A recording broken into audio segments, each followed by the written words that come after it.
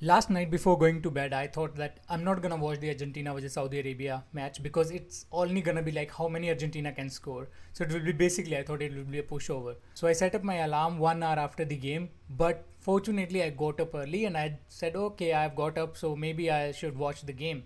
And the moment the game started, I could see a different vibe and energy in these Saudi players. I mean, they were up for the game. They were up for each and every second ball. They were winning every second ball. They were going hard. They were getting physical. And one thing we know about Argentina is they don't play beautiful football. They play a rugged style of football and they are very physical. They basically bully the teams. And I would say that in this match, the South American bullies got bullied by Saudi Arabia. And who could have imagined? A team of nobodies. Let me tell you that none of the Saudi players play in any other European league or any other league. They all play in the Saudi league. And to put such a performance against a giant like Argentina, for me, it's one of the biggest upset in the World Cup. I mean, thank God I woke up and I watched the game. Otherwise, I would have missed a spectacle. I mean, those players, they deserve a lot of credit. The game started, Argentina looked like, okay, they're gonna score goal, and they did score like four goals. One was penalty, which was a soft penalty, but if you're gonna keep it consistent, alright, give it. I got no problem with it. And then they scored three more offside goals. I mean, and Saudi had them in this trap. They had the offside plan ready for them.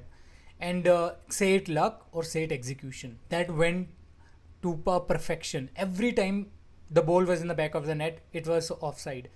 And when such things start happening, you start questioning your game plan. You start questioning your own grit, your own mentality. And then you get frustrated and you start making mistake. And that's what happened. I mean, Saudi players were up to the Argentine players and they were making them commit mistakes.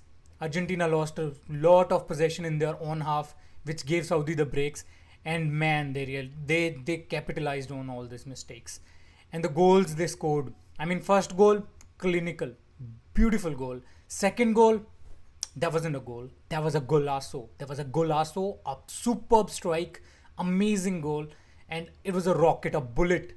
Nobody could stop it. And that at the moment when that went in, I said, okay, this is gonna be very difficult for Argentina. I predicted at that time that Argentina is not winning this game. Either it's gonna be a draw or Saudi is gonna win it. Although they got a lot of extra time, I think 14 to 15 minutes extra time was played after the 90. Some of it was justified, some of it was also extended, but still Saudi players, their concentration, mentality and grit, it was up to the mark. They did not lag. It did not look like 51st ranked team. They looked like a really good team. They did not play like 51st ranked team, and we have to give a lot of credit to them. And talking about their captain, brilliant performance leading from the front. Their midfield, amazing. They were winning every header in the midfield, and all of Argentina's midfield was, none of the midfield was there. So in the first half, Argentina created a ton of chances, scored goals, offside. So Saudi had to change something, right? And they just increased the tempo of the game, and they just took the game to Argentina. And once that started happening, and also one more crucial thing they did was that right link between Messi and Di Maria, they just cut it off. Once that was done, there was no supply, and then Argentina had to resort to long balls, and that did not work because the Saudi defense was on point. And I have to talk about their goalkeeper. Their goalkeeper today was on point, and he looked like prime Neuer on steroids. He was so good in this game, and it is the biggest, one of the biggest upsets I have ever seen since I've been seeing the World Cup. It has to be one of those, and this opens up the group, and Argentina's chances are dwindling a little bit. Still, they have it in their own hands if they win the next two games. But imagine if Mexico and Poland, they have a match tonight, so we might have to see that how they play, what level they are playing. If they are anywhere as good or putting on performances better than Saudi Arabia, it's a big worry for Argentina. So Mexico and Poland will have to see how they play today. And Argentina, the road is gonna be very tough there. And Lionel Messi got a goal. He got his penalty.